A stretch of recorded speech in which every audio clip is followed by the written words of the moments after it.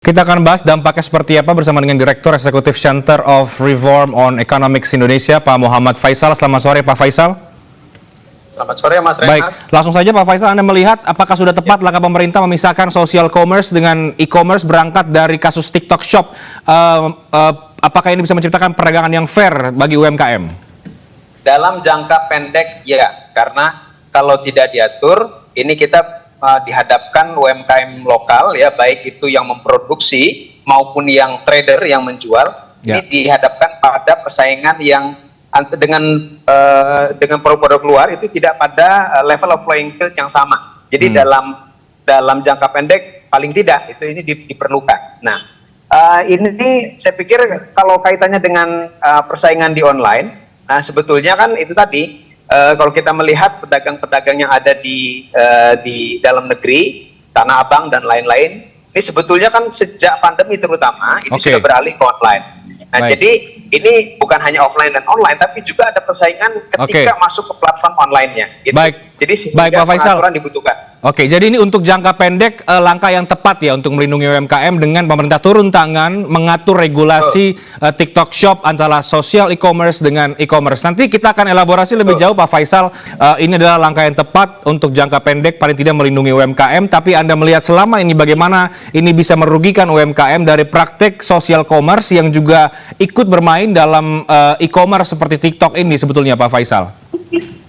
Ya, ini tidak lepas daripada sebetulnya perubahan behavior daripada konsumen, ya, terutama yang dikatalisir juga oleh pandemi dan digitalisasi yang semakin kencang. Sehingga konsumen yang semakin lama, kalau kita lihat dari cohort usianya juga semakin muda dan semakin literate dan semakin banyak menggunakan media online. Nah, sehingga yang tadinya memang porsi sebagian besar juga sekarang banyak membeli atau berbelanja secara offline. Nah, sekarang sebagian daripada konsumen ini memilih untuk online, dengan berbagai macam alasan.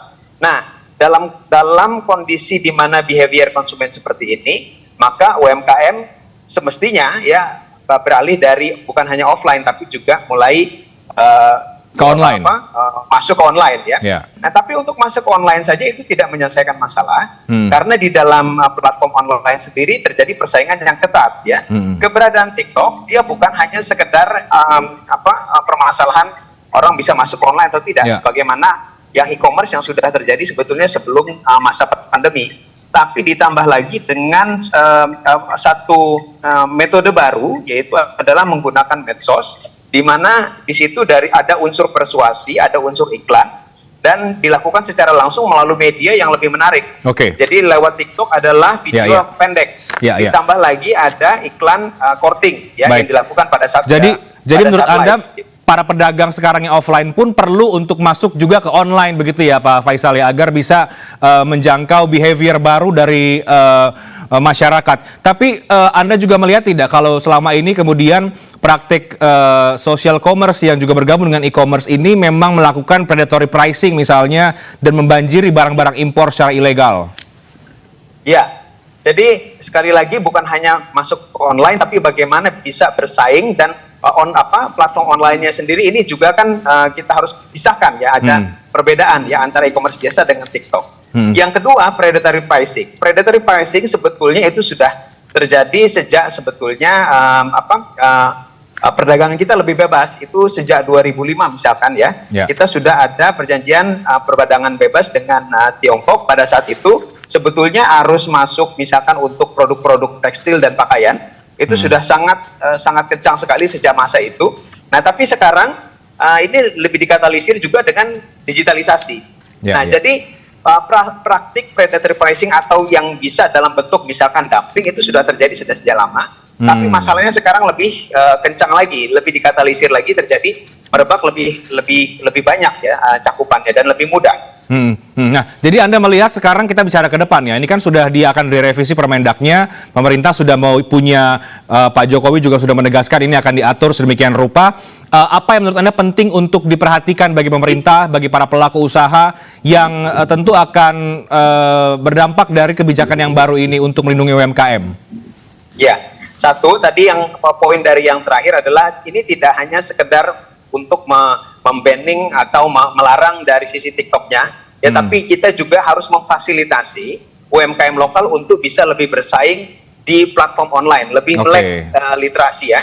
Kemudian juga dari platform online-nya itu juga bisa menggunakan metode yang lebih advance lagi gitu ya, sebagaimana TikTok itu sebetulnya sudah lebih advance. Jadi dari sisi UMKM fasilitasi ke online-nya itu juga harus ada strategi-strategi dan juga pendekatan-pendekatan yang berbeda ya, di samping itu melarang tadi ya dari sisi TikToknya. Oke, jadi UMKM-nya pun juga perlu difasilitasi untuk bisa bersaing ya di pasar online. Menurut Anda itu hal yang sulit tidak terakhir Pak Faisal?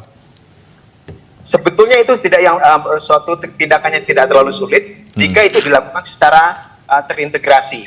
Jadi ini bukan bisa diselesaikan oleh 1-2 lembaga atau kementerian saja, tapi ini perlu kolaborasi antar berbagai jenis atau berbagai pihak, baik itu kementerian lembaga maupun juga pelaku swasta yang terlibat. Oke, jadi setelah mengatur, memisahkan antara social commerce dengan e-commerce, sekarang tugasnya adalah pemerintah dan semua stakeholder ini juga memfasilitasi para UMKM ya, Pak Faisal, agar bisa mampu bersaing secara perdagangan di online juga. Terima kasih banyak untuk waktunya Pak Faisal dari Core Indonesia sudah berbagi perspektif terkait dengan polemik TikTok Shop. Kami akan pantau nanti bagaimana perkembangannya dari peraturan Permendak yang akan direvisi. Terima kasih banyak Pak Faisal. Baik, terima kasih.